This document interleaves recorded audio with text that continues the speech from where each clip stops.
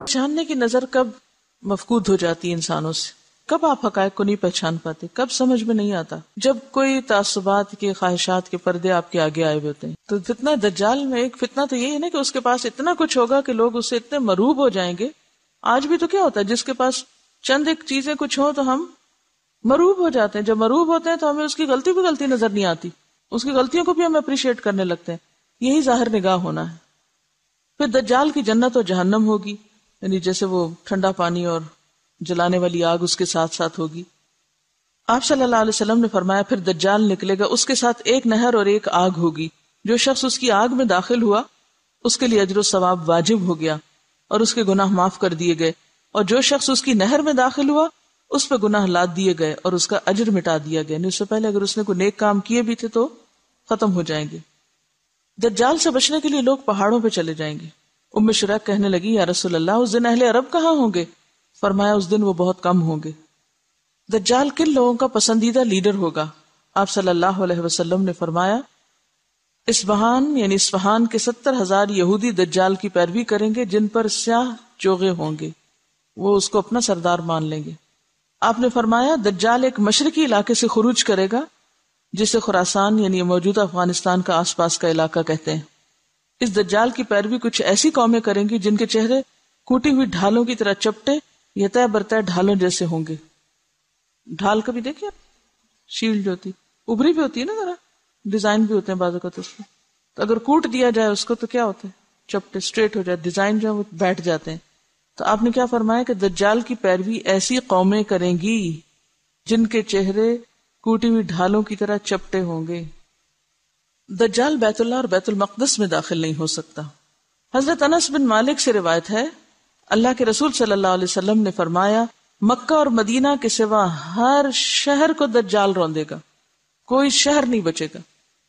مکہ اور مدینہ کے آس پاس فرشتے یعنی گارڈ کر رہے ہوں گے اس کو اور وہ داخل نہ ہو سکے گا.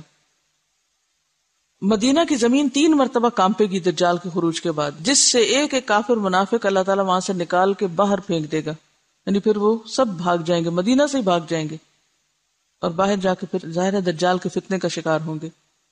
اللہ کے رسول صلی اللہ علیہ وسلم نے فرمایا دجال مرقنات مدینہ کے قریب ایک وادی ہے، اس کی دلدلی زمین پر پڑاؤ کرے گا تو سب سے زیادہ عورتیں اس کی طرف نکلیں گی، یہاں تک کہ آدمی اپنی بیوی، ماں، بہن، بیٹی، چچی، پھپھی وغیرہ کے پاس جائے گا اور انہیں رسیوں سے باندھے گا کہ مبادا وہ دجال سے نہ جا ملیں.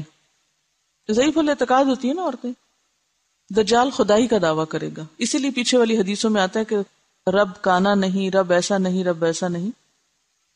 دجال اور اس کا لشکر ہلاک ہو جائے گا. آپ صلی اللہ علیہ وسلم نے فرمایا تم مسلمان اہل عرب سے لڑو گے، اللہ تعالیٰ تمہیں فتح سے نوازیں گے. پھر تم فارس ایران سے لڑو گے، اللہ تعالیٰ تمہیں فتح عطا فرمائیں گے. پھر اہل روم سے لڑو گے، اللہ تعالیٰ تمہیں فتح عطا کریں گے. حضرت عمر کے زمانے میں مکمل ہو گیا تھا. پھر تم دجال سے لڑو گے، اللہ تعالیٰ تمہیں اس پر بھی فتح عطا فرمائیں گے. اللہ کے رسول صلی اللہ علیہ وسلم نے فرمایا معراج کی رات میری ملاقات حضرت ابراہیم، موسیٰ اور عیسیٰ علیہ السلام سے ہوئی تو قیامت کی بات چل نکلی. سب نے حضرت ابراہیم کی طرف معاملہ کر دیا تو انہوں نے کہا مجھے اس کا علم نہیں. پھر بات موسیٰ تک پہنچی، انہوں نے بلا علمی کا مظاہرہ کیا. پھر عیسیٰ علیہ السلام پہ بات پہنچی، انہوں نے کہا کہ قیامت کے وقوع کا حتمی علم اللہ کے سوا ہم میں سے کسی کو نہیں. البتہ اللہ تعالیٰ نے جو میرے ساتھ دنیا میں دوبارہ بھیجنے کا وعدہ فرمایا ہے وہ یہ ہے کہ دجال نکلے گا اور میرے پاس 2 چھڑیاں ہوں گی، تو جب وہ مجھے دیکھے گا تو اس طرح پگھلے گا جیسے سیسا پگھلتا ہے، یعنی میلٹ ہو جائے گا. اللہ تعالیٰ اسے ہلاک فرما دیں گے، یہاں تک کہ شجر و حجر پکار اٹھیں گے کہ میرے پیچھے کافر ہے، ادھر آؤ، اسے مار ڈالو. اس طرح اللہ ان سب کو ہلاک کر دیں گے. اور یہ جو دجال کو تلاش کریں گے عیسیٰ علیہ السلام اور ماریں گے تو یہ لد کے مقام پر ہوگا. فلسطین میں ایک جگہ کا نام ہے لد، آج کل وہاں ایئرپورٹ بن گیا ہے. فتنہ دجال کی لپیٹ میں آنے والے سب سے زیادہ یہودی ہوں گے، پھر اجمی، ترکی، جاہل گمار عورتیں، سب منافق کافر. یہ لوگ فتنے کا شکار زیادہ ہوں گے. دجال سے بچاؤ کے طریقے، پہلی بات یہ کہ اس کا انکار. پھر سورۃ الکہف کی ابتدائی 10 آیات ان کو حفظ کر لینا چاہیے، کوشش کریں دن کے کسی ایک نماز میں پڑھ لیں. اور فرمایا جو شخص تم میں سے دجال کا سامنا کرے وہ سورۃ الکہف کی ابتدائی آیات پڑھ لے. ایک اور جگہ فرمایا جس نے یہ 10 آیات تلاوت کی وہ دجال کے فتنے سے بچا لیا گیا. ایک اور روایت سے یہ بھی پتہ چلتا ہے کہ جس نے سورۃ الکہف کی کوئی بھی 10 آیات یاد کر لی، پہلی یا آخری یا بیچ کی، تو وہ محفوظ ہو گیا۔ اب سوال یہ پیدا ہوتا ہے کہ ایک روایت میں آتا ہے پہلی 10، دوسری میں آتا ہے آخری 10، پھر آتا ہے کوئی بھی 10۔ اس سے کیا مسئلہ پتہ چلتا ہے؟ کہ قرآن سارے کا سارا ہی ایک طرح سے کیا ہے؟ شفا ہے۔ یہ جو عام طور پر ہم مخصوص آیتوں کو محدود کر لیتے ہیں، یہ بس لوگوں کے اپنے اپنے تجربے ہیں، لیکن کسی دوسرے کو اس کا پابند نہیں بنایا جا سکتا۔ اور اگر اس کا نام لیا بھی گیا یا پہلی 10 آیتیں یا آخری، تو اس میں اصل میں دیکھنا یہ چاہیے کہ مطلب کیا ان آیتوں کا، کس کانٹیکس میں بات ہو رہی ہے۔ دولت فتنہ ہے، حکومت فتنہ ہے، علم فتنہ ہے، تو مختلف فتنوں سے بچنے کی بات ہے سورت کا۔ کہیں سے بھی 10 آیتیں اٹھائیں گے تو فتنے سے بچنے کی تعلیم مل جائے گی آپ کو، اسپیشلی پہلی 10 جو ہے۔ تو اگر دجال کے فتنے سے بچنے کے لیے آپ صلی اللہ علیہ وسلم نے اس کو عام کر دیا کہ کوئی بھی 10 آیتیں لے لو، تو پھر کہاں سے جواز ملتا ہے کہ کوئی ایک ہی آیت لے کے اسی کے اندر یہ سمجھو کہ اسی سے ہی مسئلہ حل ہونا ہے اور اسی کو ہی بار بار پڑھو۔ دیکھیے کہ کیا ایسا نہیں ہوتا کہ آپ کے ذہن میں کوئی سوال ہوتا ہے، کوئی پریشانی ہوتی ہے، آپ قرآن کہیں سے بھی کھولتے ہیں اور تھوڑی دیر پڑھتے ہیں تو آپ کو وہیں سے جواب آنا شروع ہو جاتا ہے۔ یہ نہیں ہوتا کہ اسی خاص جگہ سے کہیں سے بھی آپ کو، قرآن پورے کا پورا شفا ہے، ٹھیک ہے۔ وَنُنَزِّلُ مِنَ الْقُرْآنِ مَا هُوَ شِفَاءٌ وَرَحْمَةٌ، اور سورۃ الفاتحہ کو خاص طور پر شفا کا، اگر معوذتین وہ صورتیں ہیں کہ جو آپ صلی اللہ علیہ وسلم اپنی بیماری کے موقع پر خود پہ پڑھ کے تو ہاتھ پھیرا کرتے تھے۔ ایک روایت میں آتا ہے دجال کہے گا میں تمہارا رب ہوں، اور جس نے کہا تو ہمارا رب نہیں، ہمارا رب تو اللہ ہے اور اسی پہ ہم توکل اور بھروسہ کرتے ہیں اور تیرے شر سے اللہ کی پناہ مانگتے ہیں، اس شخص پر دجال کا زور یا اس کا فتنہ اثر نہیں کرے گا۔ تو اصل ضرورت کس بات کی ہے پھر؟ کیا کرنے کی؟ ایمان درست کرنے کی، اور سچے اور مخلص مسلمان کو دجال کوئی نقصان نہ دے سکے گا۔ اللہ کے رسول صلی اللہ علیہ وسلم نے فرمایا جس شخص نے دجال کی ربوبیت سے انکار کیا، اس سے کہا کہ تو جھوٹا ہے، میرا رب تو اللہ ہے جس پر میں توکل کرتا ہوں، تو دجال اسے کچھ نقصان نہ دے سکے گا۔ نبی صلی اللہ علیہ وسلم اپنی نماز میں دجال کے فتنے سے پناہ مانگا کرتے تھے، اللہم انی اعوذ بک من عذاب القبر واعوذ بک من فتنۃ المسیح الدجال۔ پھر اسی طرح ایک اور جگہ پر آتا ہے، حضرت ابو ہریرہ فرماتے ہیں کہ اللہ کے رسول صلی اللہ علیہ وسلم نے فرمایا جب تم آخری تشہد پڑھ کر فارغ ہو جاؤ تو 4 چیزوں سے اللہ کی پناہ مانگو، قبر کے عذاب سے، جہنم کے عذاب سے، زندگی موت کے فتنوں سے، اور مسیح دجال کے شر سے۔ تو اصل چیز کیا ہے پھر کرنے کی؟ 3 کام پتہ چل رہے ہیں، کون کون سے؟ سب سے پہلے تھی کہ اس کا انکار کرنا۔ انکار کون کرے گا؟ جو پہچانتا ہوگا۔ پھر سورۃ الکہف کی ابتدائی 10 آیات اور مسیح دجال کے شر سے اللہ کی پناہ مانگو۔ یہ مختصر سی نشانیاں آپ کو بتا دی گئی ہیں۔ ہر پیغمبر نے اپنی قوم کو دجال کے فتنے سے خبردار کیا، آپ صلی اللہ علیہ وسلم نے بھی کیا، اور آپ نے ساری تعلیمات ہمارے لیے چھوڑی۔ ضرورت اس بات کی کہ ہم ان کو ضرور ایک دفعہ پڑھ لیں اور اپنے بچوں کو بھی اس کی تعلیم دے دیں۔ اصل میں عام لوگوں کی ہماری مشکل یہ ہے کہ وہ خود تو کچھ پڑھتے نہیں، نہ مائنڈ کریٹیکل ہے، جو کچھ کہہ دے بس آنکھیں بند کر کے اس کو مان لیتے ہیں۔ دین دنیا دونوں میں ہم اس لیے پیچھے کہ ہم نے اپنی آنکھ نہیں کھولی ابھی تک، خود سے دیکھنا نہیں شروع کیا۔ اسپون فیڈنگ ہو رہی، جو کھلا دے کھا لیا، خود تو کتاب کہاں پڑھیں گے، جو بتا دے سن لیا۔ دیکھیے ایک بات ہمیشہ یاد رکھیں، نہ ہمارے ماں باپ نے ہمارے کام آنا ہے، نہ ہماری اولاد نے ہمیں بچانا ہے، نہ ہمارے دوستوں نے ہمارے آگے کھڑے ہونا ہے، اور نہ ہی کسی اسکالر اور نہ ہی کسی استاد اور نہ ہی کسی بزرگ نے آپ کا دامن تھامنا ہے۔ اکیلے اپنا حساب دینا ہوگا، کام کسی نے بھی نہیں آنا۔ اس لیے جب انسان کو پتہ چلے نا میں اکیلا ہوں، تو اس وقت اس کا پھر طرز عمل کیا ہوتا ہے؟ اس کے سارے سینسز جاگ اٹھتے ہیں، پوری طرح جاگ اٹھتا ہے، اور جب پتا ہونا یہ بھی ساتھ ہے ہوئی جو بھی، تو دوسروں پہ ڈیپینڈ کرتا ہے۔ سہولت پسند ہے نا۔ دوبارہ سنیے قرآن اور پھر مزید بات کرتے ہیں۔ ان آیات کا مرکزی نقطہ، فتنہ دجال سے حفاظت کیسے، یا فتنہ دجال سے بچنے کا نسخہ، فتنہ دجال سے بچنے کے طریقے۔ ہمارے پیارے رسول صلی اللہ علیہ وسلم نے بہت پہلے ہمیں ایک بہت راز کی بات بتائی تھی کہ دیکھو لوگو، دنیا میں ایک بہت بڑی مصیبت آنے والی، جن کو تو علم ہے کہ دجال کیا چیز ہے، وہ تو اس سے بچنے کے لیے ان آیات کو بس یوں پکڑ لیں گے۔ اچھا یہ بچانے والی آیتیں، کیونکہ جنتر منتر نہیں دیا جا رہا، اس میں وہ نسخہ بتایا جا رہا ہے، وہ طریقے بتائے جا رہے ہیں۔ یہ کر لو گے تو دجال سے بچ جاؤ گے. دجال تو ایمان کا دشمن ہے، اس کے سامنے ایمان بچانا مشکل ہوگا. ٹھیک ہے. اب ہم میں سے کچھ لوگ نسخہ لے کے ڈاکٹر کا تو کیا کرتے ہیں، وہ پانی کی بوتل میں ڈال کے اس کو ہلا جلا کے پی لیتے ہیں. ہم نے قرآن کے نسخوں کو تعویذ سمجھا ہے. اور ایسی آیات کو کس طرح لیتے ہیں، یہ آیت فلاں بیماری سے بچانے والی ہے، یہ آیت فلاں کام نکلوانے والی ہے، لہٰذا کیا کرو 1000 دفعہ یہ آیت پڑھ لو. کیا آپ صلی اللہ علیہ وسلم کے قول کا مطلب یہی تھا کہ یہ 10 آیتیں رٹ کے 1000 دفعہ پڑھ لیا کرو، دجال تمہیں کچھ نہیں کہے گا؟ اس طرح کرنا ہوگا ہمیں. پھر کیا کرنا ہوگا؟ جو یہ آیتیں بتا رہی ہیں وہ کرنا ہوگا. ٹھیک ہے. اب آپ دیکھیے کیا کیا آ رہا ہے اس میں جو ہمیں کرنے کی ضرورت ہے. سب سے پہلے الحمد للہ الذی انزل علی عبدہ الکتاب ولم یجعل لہ عوجا. تعریف اللہ کے لیے ہے جس نے اپنے بندے پر یہ کتاب نازل کی اور اس میں کوئی ٹیڑھ نہیں رکھی. یہاں صرف یہ نہیں کہا گیا لا ریب فیہ، اس سے زیادہ فورسفل انداز ہے وَلَمْ يَجْعَلْ لَهُ عِوَجًا، کہ اس میں کوئی چیز ٹیڑھی نہیں، کوئی بھی کجی نہیں، کوئی بھی ایسی بات نہیں کہ جو انسان کو مس لیڈ کرے یا غلط رستے پہ لے جائے. قرآن کی یہ تعریف یہاں کیوں کی گئی؟ تاکہ اس کو مضبوط تھام لیا جائے، اس پر پورا پورا یقین کر لیا جائے، اس پر پوری طرح اطمینان رکھا جائے کہ فتنوں سے نجات کا راستہ اسی کے اندر ہے. پہلی آیت یہ سبق یاد کرا رہی ہے. دجال کے فتنے سے محفوظ رہنے کے لیے سب سے پہلے کیا کرنا ہوگا؟ اس کتاب کو یقین کے ساتھ، شک و شبہ کے بغیر، پوری طرح شرح صدر کے ساتھ اس کو تھامنا ہوگا، لینا ہوگا. صرف خود نہیں، قیمن، بالکل درست مضبوط بات کہنے والی ہے یہ کتاب. کیوں آئی ہے؟ لِيُنذِرَ بَأْسًا شَدِيدًا مِن لَدُنْ، تاکہ اللہ کے ہاں جو سخت عذاب ہے اس سے لوگوں کو خبردار کیا جائے.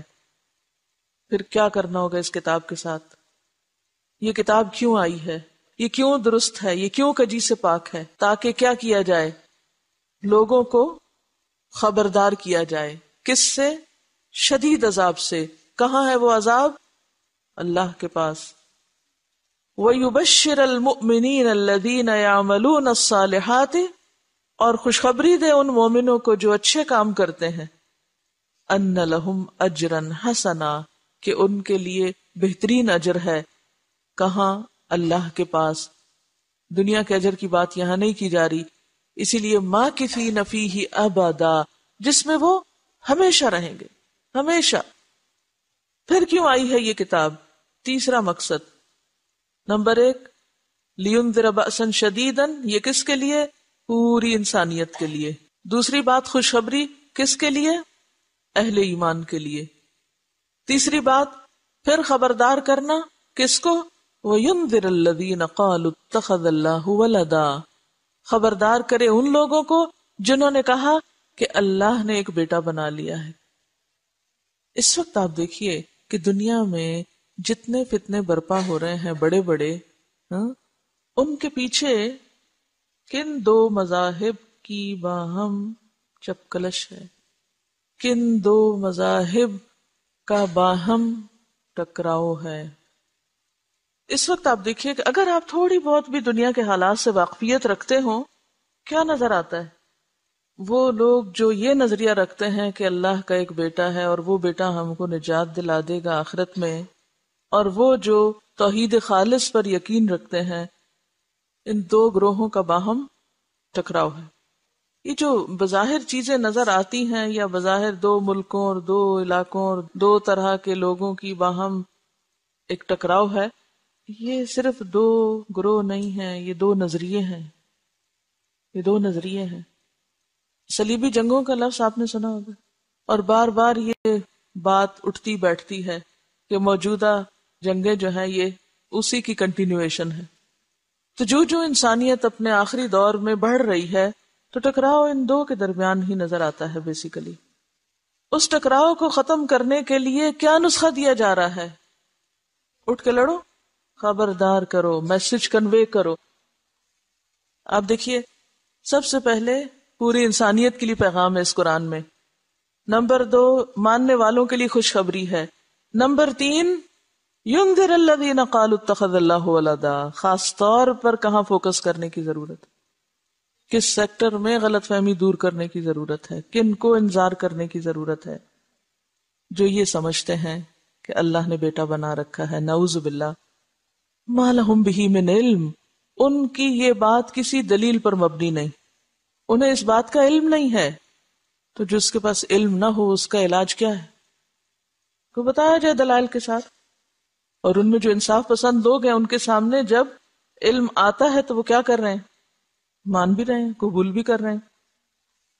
وَلَا لِآبَائِهِمْ. وہ اندھا دھند آبا و اجداد کی پیروی میں یہ عقیدہ رکھے ہوئے ہیں، حالانکہ ان کے آبا و اجداد کے پاس بھی علم نہیں تھا. بہت سے لوگ آبا و اجداد کی تقلید کیوں کرتے ہیں، ان کی پیروی کیوں کرتے ہیں؟ کیا سوچ کے؟ وہ بڑے تھے، بزرگ تھے. تو کسی کا بڑا ہونا اس کی پیروی کرنے کے لیے کافی نہیں جب تک کہ اس کے پاس کیا نہ ہو، علم نہ ہو. کیا یہ اہل کتاب نہیں تھے پھر بھی علم نہیں تھا؟ یہ تو اہل کتاب تھے، پھر کیوں علم نہیں تھا؟ اللہ تعالیٰ فرماتے ہیں ان کے پاس علم نہیں، اس لیے یہ نظریہ رکھے ہوئے ہیں. ما لہم بہ من علم ولا لآبائہم.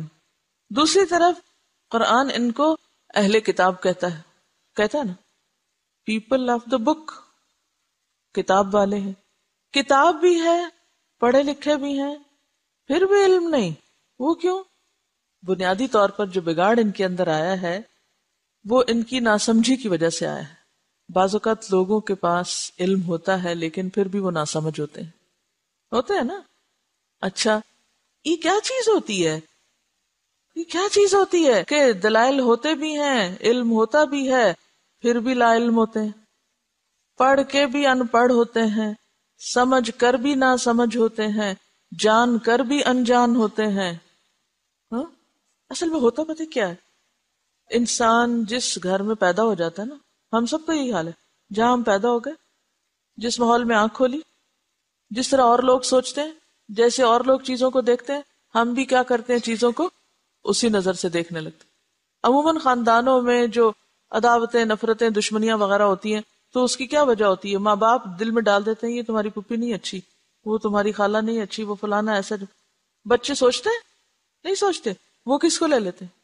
وہ اسی کو لے لیتے. اچھا جب بڑے ہوتے ہیں اب لاکھ سمجھاؤ وہ اچھی ہیں، وہ کیا کریں گے؟ نہیں وہ نہیں اچھی، میری اماں نے بتایا تھا وہ نہیں اچھی.